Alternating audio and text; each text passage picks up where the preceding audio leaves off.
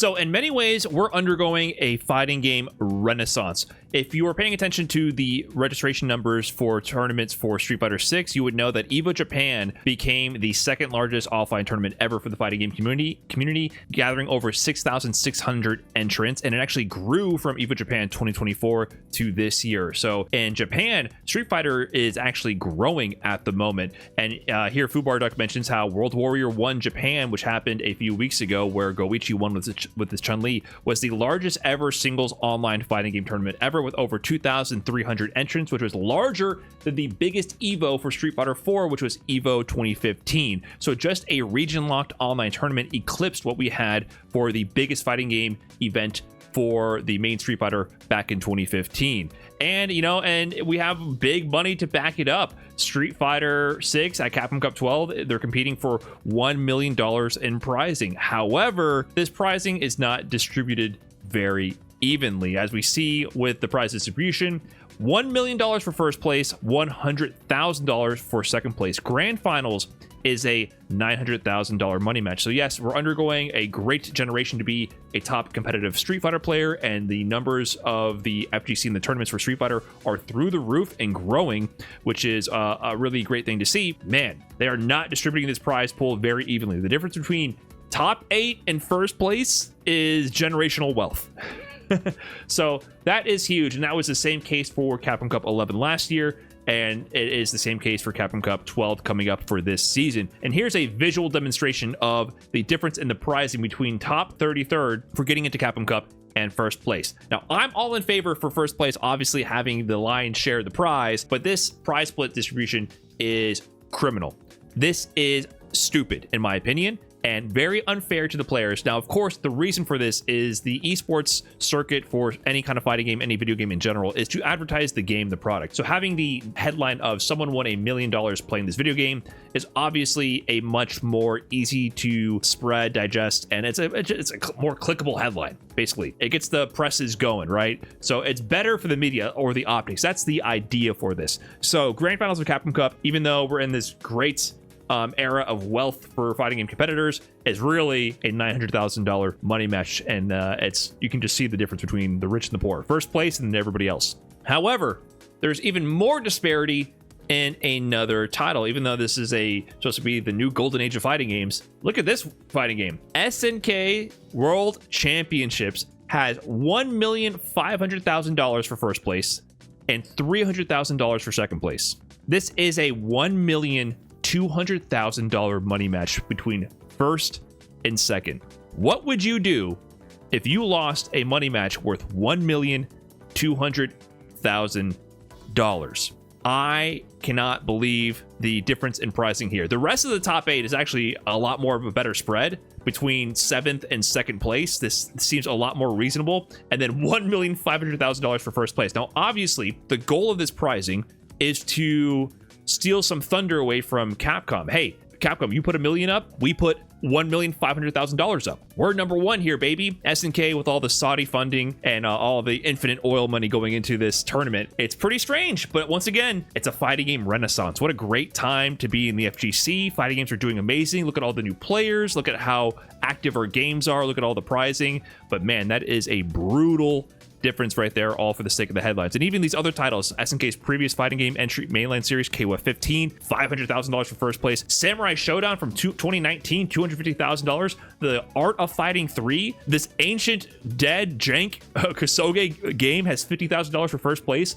Ridiculous. And it just goes to show how amazing fighting games are doing right now, right? Well, some of them. Just like there's wealth disparity in the prize distributions, there's also wealth disparity and overall disparity in the player population of fighting games. Of course, people have been seeing NL streaming a lot of 2xKO with this clip going around. You should try Nen Impact. Is Nen Impact a move, or is Nen Impact a fighting game that you deem superior, but it has like 8 players? Hold the latter. Okay. I mean, this isn't my first day on this website, so you gotta know that I know what you're doing. It's crazy how he called this number exact. Within 6. He was 6 off the true value of number of players in Nen Impact at the time. So we've had a lot of fighting games trying to launch during this whole new golden age of fighting games, and a lot of them had a failure to launch. Nen Impact is a victim of this failure to launch, and we've seen the graphic too. Of course, this is the most insane path to top 8 I've seen in my entire life. This is Roxa Shadow here at UFA in France. Road to top 8 --1 0% win rate. He went 1-2 versus his one opponent that showed up and won because he had 2 DQs and made top 8 in this tournament. 0% win rate, top 8. You can see the actual bracket here. So he lost in his round 1 match. He had a bye. PBL beat him. 2 DQs, top 8, baby. We take those. So this tournament had some entrants, but nobody showed up, man. Imagine making top 8 your first tournament with 0 win rate. He did go on to win a set in top 8 when eventually all players were present in the venue, only to be double jeopardied by PBL here. So shout out to Roxa Shadow W, a legend in my book. But Nen Impact is definitely a game that is suffering due to the fact that it was a failure to launch. Now, this game had a lot of issues. It's Kusoge, it's a broken tag game, and it wasn't released as a fully fledged product to attract casuals and had really bad netcode. So many problems with this game. It was doomed from the beginning, even though it seems like we're in this golden age of fighting games. The failures to launch still occur. However, we just saw that City of the Wolves is having a $1,200,000 money match in grand finals. Why is City of the Wolves also kinda flopping, man? 145 players in the 24-hour peak for this game, even when there's $2.1 million in prizing coming up soon. Now, I don't like normally Steam chart posting. I think you should play whatever you want, and I actually think Fatal Fury City of the Wolves is a fun game. I think it's fun to play. I think it has some good mechanics with it, and I think if you like this game and want to play it, you should. And the netcode is solid. It is a fun game to dabble with. However, there's an obvious disparity with the amount of money going into it, $1 million, $200,000 money match for grand finals, and how much it's actually succeeding in drawing in the fighting game community. It's actually really strange. In fact, if you look back at SNK's previous mainline title, KOF 15, it's destroying City of the Wolves. 552 active players in the 24-hour peak versus 181 24-hour peak, and the all-time is twice as high. The gamble of reviving Fatal Fury as a fighting game franchise and putting infinite amounts of money into the prizing, and not just that, into the marketing, right? This is an infamous quote from when the Saudi investors back in 2022 bought out 96% of SNK. The Saudi Arabia's 96% ownership doesn't affect us in any way, was the infamous quote. And then since then, we've seen weird things like Cristiano Ronaldo becoming a playable character because he's part of the Saudi soccer team and all that. Then we saw even more insane marketing push with Fatal Fury City of the Wolves. They created a whole digitized version of iShow Speed. They did an advertising push with him and KSI, putting them in the game in the trailers and having them play the game, these mega influencers, spending who knows how much money on this. They had ads on double-decker buses out in London. They had boxing events to promote the game. There was name a way to spend money on advertising a product, and it existed for Fatal Fury City of the Wolves. And in the end, what this culminated with was the game flopping and the CEO stepping down.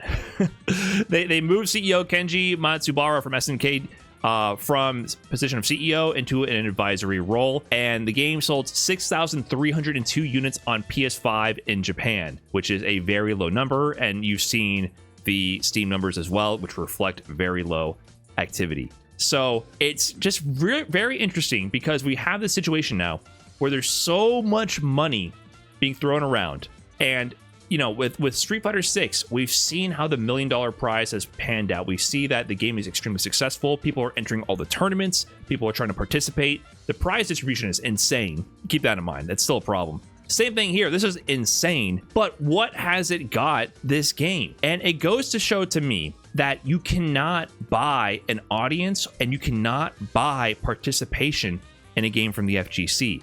Yes, certain players, certain top-level players in the FGC did pivot their focus to City of the Wolves in order to try to cash in. They also enjoy the game. I'm not going to say they don't enjoy the game, but it's obviously an attempt to win big money. But it didn't do that much. It didn't make a dent in the Street Fighter community whatsoever. No one was picking this game up and switching over to it from the thousands of people entering the World Warrior tournaments who are competing for the love of the game, even though they know they're not going to qualify for Capcom Cup.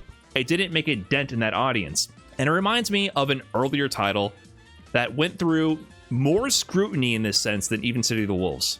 Street Fighter V, or as it was called in 2016-2017, Duty Fighter V. The narrative at the time when this game came out was that the only reason people play Street Fighter V was for the money.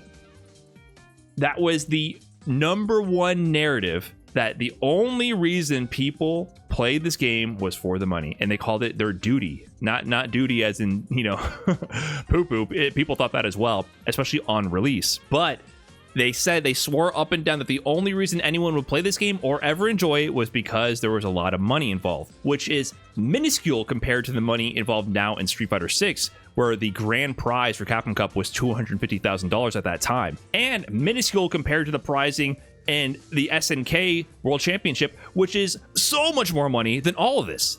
There's so much more money being thrown around. I think it goes to show that you cannot buy this audience. Now, Street Fighter V had a ton of problems on release, and people definitely stuck to it, but I think the reason why people stick is not just money. You're not going to be able to buy out the FGC.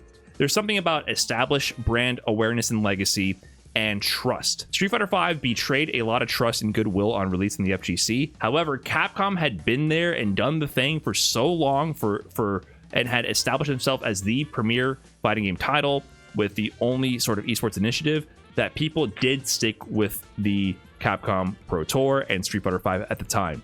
If this was how City of the Wolves released, no one would have switched to it. And in fact, City of the Wolves, I would argue, released in a much better state than Street Fighter V did, and no one switched to it. So, I don't know, I find it very strange how this whole thing went down. We have soon, in 1 month, someone will become a millionaire, with an extra $50K on the side for fun, and someone will lose a $1,200,000 money match. Stakes that are unfathomable in the FGC. I cannot imagine this, but it's not causing any dent or has any sway with the greater audience whatsoever. So it just goes to show you cannot buy out the FGC in that sense. Maybe people suspect, or top players suspect, that this is not sustainable. They can smell the desperation on this, and it's not working the way people anticipated. SNK titles are just not popular. I agree. But once again, the thesis here is that people play fighting games for money. That is not why people play games. Even with this much money on the line, you're not seeing career professionals focus their all, except for a very small minority, on Fatal Fury. You're not seeing people give it their all for $500,000 for KOF, except for those who are already dedicated to the game. You're not seeing people switch over to Samurai Showdown. There's a very small minority of players who are pivoting to pick this game up. So, in general, I feel like it just goes to show you can't just switch audiences that way. It just doesn't work. Maybe if there was a longer term plan, we'll see what happens with like 2XKO. If they have any esports initiatives, maybe there's a roadmap that ensures support over many years. But this 1 year cash grab, I think it's proved that this experiment is a failure, absolutely. It also proves that marketing will not get people to play fighting games. You need to make the product complete and good, and also, I think, be willing to settle for your niche audience and grow within the community via word of mouth and just have organic buzz. You can't force people to be interested in something. If it's not there, it's not there. And City of the Wolves was just missing that it factor. It did not have any of the immediate visual appeal to people. It did not have the characters it needed, and it certainly didn't have the features and the casual appeal that was needed to grow a fighting game outside of the FGC. Maybe if they had focused it entirely on being the best fighting game product for fighting game players possible, it could have organically grown over time. But you cannot buy people's interests, and you cannot buy fighting game players to switch to your game professionally. And I think this game has absolutely proved that. So anyways, I just wanted to talk about that. I think it's very interesting how this experiment has panned out for SNK. What would you do if you were in a money match for $1,200,000 and you lost? How would you handle that? Would you be happy about $300,000? I don't know. That'd be tough. Anyways, that's all I got. Peace.